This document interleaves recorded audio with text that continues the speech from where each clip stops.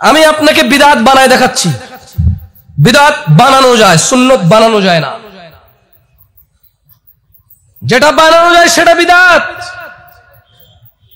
যেটা সাব্যস্ত। ওয়ামা ইয়ানতিকু আনিল হাওয়া ইন হুয়া ইল্লা ওয়াহয়ুন ইউহা। তিনি সাল্লাল্লাহু আলাইহি সাল্লাম প্রবৃত্তির শিকার হয় না, মন গড়া কথা বলে না। ইন হুয়া ইল্লা ওয়াহয়ুন ইউহা, যখন ওহী আসে তখন তিনি বলে।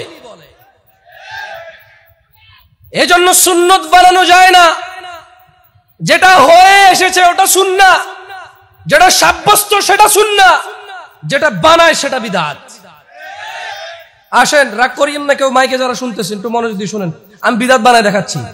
এই দেখেন, টিস্যু নিছি। আচ্ছা, আমার সর্দি, নাক দিয়ে পানি পড়তেছে, আমি কষ্ট পাচ্ছি, আমাকে দেখতে অস্বস্তিকর লাগতেছে। সাব্বির ভাই কি করলো? সাব্বির ভাই জ্যাব থেকে টিস্যু দেন। আপনি দেন, জ্যাবে ঢুকান আগে, ধরেন আপনার জ্যাবে আছে, দেন, এবার আমার দেন। সাব্বির ভাই জ্যাব থেকে টিস্যু বের করে দিল। কেন? উনি দেখলো যে জামশেদ ভাই ওয়াজ মাহফিল করে, মানুষজন সম্মান করে, নাক দিয়ে পানিগুলা পড়তেছে, বেচারার কেমন দেখতে বিশ্রী খারাপ দেখা যাচ্ছে, অসুন্দর লাগতেছে, এতে ওনার প্রেস্টিজ নষ্ট হচ্ছে। এটা কথার কথা।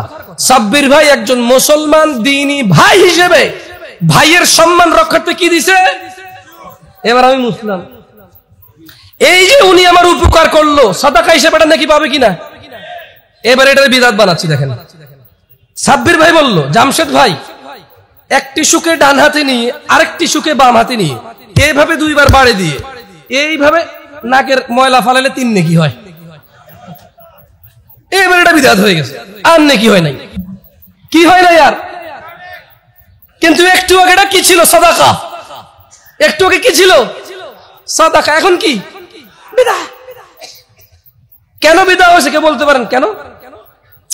উনি নেকি সাব্যস্ত করছে। এখানে নেকি সাব্যস্ত, কিন্তু এখানে বিদআত না। উনি যদি আমাকে টিস্যু দিয়ে উপকার করেন, ওর নেকি হবে না? এখানে তাহলে পদ্ধতিটা হচ্ছে বিদআত। উনি একটা পদ্ধতি আবিষ্কার করেছে। আচ্ছা, ওকে, সাব্বির ভাই বলল এইভাবে 1 মিনিট যাবে হাত রাখিয়া। কি হাসতেছেন কেন আপনারা? এইভাবে 1 মিনিট যাবে হাত রাখিয়া, তারপর উহা বাম হাতে নিয়ে ডান হাতে এইভাবে ধরিয়া 1 মিনিট অপেক্ষা করিয়া যদি নাক মোছন করা হয় 10 নেকি হয়। এখন এটা বিদআত। কেন? কেন বিদআত হচ্ছে? পদ্ধতি বলছে, সিস্টেম বলছে। আল্লাহর নবী এটা বলে নাই, এই জন্য এটা বিদআত হয়ে গেছে। যেমন আল্লাহর নবী বলেছে ডান হাতে খাও, এই জন্য এটা সুন্নাহ। উনি যদি না বলতো, তাহলে পৃথিবীর সব মানুষ যদি বলতো শুধু ডান হাতে খাও, নেকি হবে, তাহলে বিদআত হতো। ওটা বিদআত। এই বিদআতের লজিক সিম্পল। আজান মাইকে দিলে বিদআত কেন হয় না? কারণ আজান নেকির কাজ না গুনাহের কাজ? এলান যত দূরে যায় তত ভালো না মন্দ? এই মাইকের কাজ হচ্ছে এটাকে দূরে পৌঁছায়। এই মাইক এখানে আলাদা কোনো ধর্ম না। এই মাইক এখানে আলাদা কোনো কি না? ধর্ম না। হালি শহরের মানুষকে শুধু আমি এতটুকু বলবো, যারা আমার ভাইরা আছেন এখনো মাহফিলে উপস্থিত হয়েছেন বা হন নাই, এ মাহফিল হোক চেয়েছেন বা চান নাই, ভাই, ও ভাই, ইত্তাকু রাব্বাকুম, তোমাদের রবের তাকওয়া অবলম্বন করো। আমি বলছি না আমার সব কথা ভালো, অনেক সময় আমি দোষী, কোরআন বলি, সুন্নাহ বলি, আচার ব্যবহার খারাপ করি, বলার পদ্ধতি খারাপ আমার। তোমার দোষ নাই ভাই, আমি মানি। কিছু কিছু জায়গায় দোষী আমিও, কারণ আমার বলার পদ্ধতি সুন্নতকে অনুসরণ করে নাই। আমি সুন্নত বলেছি হাদিস থেকে, আমি সুন্নত বলেছি কোরআন থেকে, কিন্তু যে ভাষা ব্যবহার হওয়া উচিত ছিল আমার সুন্নতি পদ্ধতি হওয়া উচিত ছিল, আচার ব্যবহার খারাপ করে ফেলেছি আমি। আমারও দোষ কিছু কিছু জায়গা, আমি স্বীকার করি এটা। সুন্নতকে আঁকড়ে ধরা অত্যন্ত জরুরি। কেন? তিনি সুবহানাহু ওয়া তাআলা বলছেন, ওয়ামা আতাকুমুর রাসূল, যা রাসূল দিয়েছে নিয়ে নাও, ফাখুযুহু, তা নিয়ে নাও, ওয়ামা নাহাকুম আনহু ফান্তাহু, যা থেকে তিনি নিষেধ করেছে তা তোমরা বর্জন করো। দেখেন দিনী ভাইরা, আমি আজকে আমার এই বক্তব্যের শেষ হাদিস বলে বক্তব্য সমাপ্তি করব। একটু মনোযোগ দিয়ে শোনেন। বোনরা যারা আছেন, ভাইরা যারা আছেন, আমি এত ওই গোষ্ঠী ঘরানা বুঝি না। আমি বড় হয়েছি সৌদি আরবে, ওখানে গোষ্ঠী ঘরানা আছে না নাই তাও জানি না। ছোটবেলায় বড় হয়েছি ওখানে, বুঝের বয়সে চলে আসছি বাংলাদেশে, না এখানে শৈশব পাইছি না ওখানে ম্যাচুরিটি পাইছি। আমি আছি এক আমার ঝামেলায়। এখানে আমার কথা বলার ধরন দোষ, বসার ধরন দোষ, বলার ধরন দোষ, হাত নড়ার ধরন দোষ, মাশাআল্লাহ সুবহানাল্লাহ বলা দোষ, সবই দোষ আমার। কারণ আমি এখানে ম্যাচুর সময় এসে শৈশব না পাওয়ার কারণে আমি এখানে আর বড় হইতে পারতেছি না। আর আমি ওখানে শৈশব পেয়েছি, বড় হব আমি চলে আসছি 20 বছর বয়সে এই দেশে। তো আমি এক ভেজালের মধ্যে আছি, এক দুর্বলতার মধ্যে, আমার এক অপরিপূর্ণতা আমাকে ঘিরে রেখেছে। এটা আমাকে আর বাড়তে দিচ্ছে না। আপনাদেরকে আমার শেষ হাদিসটা বলে চলে যাব। সেটা হচ্ছে,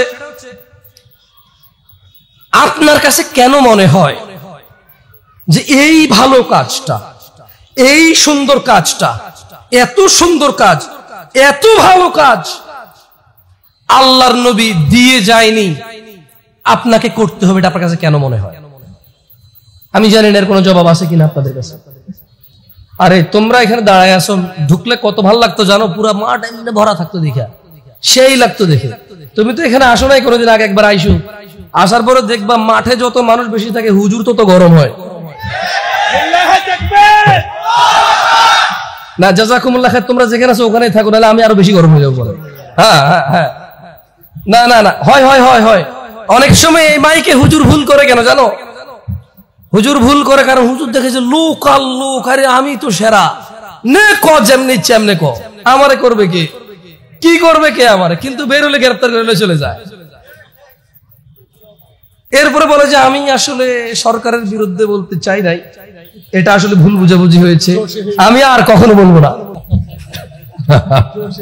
অনেক সময় আমি এরকম কথা বলি, ভুল হয়ে যায়, আমি বলি না যে দুঃখিত, ঠিক আছে, ভুল বুঝা একটা, বুঝে আর কখনো না করে একটা, কিন্তু ভয় আর একটা, বুঝেন নাই? দেখেন, আন আব্দুল্লাহ ইবনে মাসউদ রাদিয়াল্লাহু আনহু قال, মনোযোগ দিয়ে শুনিও, কেমন ছোট ভাই? ওকে, মনোযোগ দিয়ে শুনিও ভাই। হ্যাঁ, আব্দুল্লাহ ইবনে মাসউদ রাদিয়াল্লাহু আনহু থেকে বর্ণিত, তিনি বলেন, আল্লাহ নবী সাল্লাল্লাহু আলাইহি ওয়াসাল্লাম বলেছেন, ইন্নাহু লাইসা শাইউন ইউকাররিবুকুম ইলাল জান্নাহ ইল্লা ক্বাদ আমারতুকুম বিহি। আমরা কথা বলছি ইত্তিবা সুন্নাহ কি নিয়ে? জোরে বলো, কি নিয়ে? আল্লাহর নবীর অনুসরণ নিয়ে। কি নিয়ে? আল্লাহর নবীর অনুসরণ নিয়ে। তুমি দেখো আল্লাহর নবী কি বলতেছে, বলছে যে নিশ্চয়ই এমন সকল কিছু যা তোমাদের জান্নাতের নিকটবর্তী করে, এমন সকল কিছু আমি তোমাদের নির্দেশ দিয়েছি, একটাও বাদ দেই নাই। সুবহানাল্লাহ। মানে কি বললে নেকি হয়, কি বললে জান্নাত পায়, কি করলে জান্নাত পায়, কি করলে ইবাদত হয়, কি করলে ভদ্র হয়, কি করলে সভ্য হয়। ইন্নাহু লাইসা শাইউন, এমন কোন কিছু নাই, ইউকাররিবুকুম ইলাল জান্নাহ, যা তোমাদের জান্নাতের কাছে নিয়ে যায়, ইল্লা ক্বাদ আমারতুকুম বিহি, অথচ আমি মুস্তাফা সাল্লাল্লাহু আলাইহি ওয়াসাল্লাম তোমাদের নির্দেশ দেই নাই এমন একটা বিষয় নাই। ওয়া ইন্নাহু ওয়ালাইসা শাইউন ইউকাররিবুকুম ইলান নার, এবং এমন কোন কিছু নাই যা তোমাদের জাহান্নামে নিয়ে যাবে, ক্বাদ নাহাইতুকুম আন, অথচ আমি মুস্তাফা তোমাদের নিষেধ করে নাই সাল্লাল্লাহু আলাইহি ওয়াসাল্লাম। ইত্তিবা রাসূলের বাইরে কোনো অপশন পৃথিবীর কারোর জন্য নাই। আপনি যা খুশি বলতে পারেন, করতে পারেন, আপনার যা খুশি, আপনি যত খুশি লোক আপনার, আপনি যতজনই হন আর যত বেশি হন, আল্লাহর রাসূল সাল্লাল্লাহু আলাইহি ওয়াসাল্লাম এমন কিছু বাদ দেয়নি যেটা জান্নাতের কাছে নিয়ে যায়, আদেশ করেনি, আর এমন কিছু বাদ দেয়নি যা জাহান্নামে নিয়ে যায়, নিষেধ করেনি। আমি আল্লাহর কাছে দোয়া করি আল্লাহ তাআলা আমাকে এবং আপনাদের সবাইকে ক্ষমা করুন। আমি আল্লাহর কাছে দোয়া করি আল্লাহ তাআলা ইবাদত করার ক্ষেত্রে এটা যে নেকি, এটা যে ভালো, এটা যে সওয়াব, এটা যে আল্লাহ খুশি হয়, এগুলো আল্লাহর রাসূলের পক্ষ থেকে, কোরআন থেকে সাব্যস্ত কিনা সেটা বুঝার আগ্রহ আমাদের হৃদয় দান করুন আল্লাহ। আকুলু কাউলি হাদা ওয়াস্তাগফিরুল্লাহি ওয়া লিসাইরিল মুমিনিনা ফাস্তাগফিরুহু ইন্নাহু গফুরুর রহিম। সবাই আল্লাহর কাছে নিজের জন্য ক্ষমা চান, আমি আল্লাহর কাছে ক্ষমা চাই।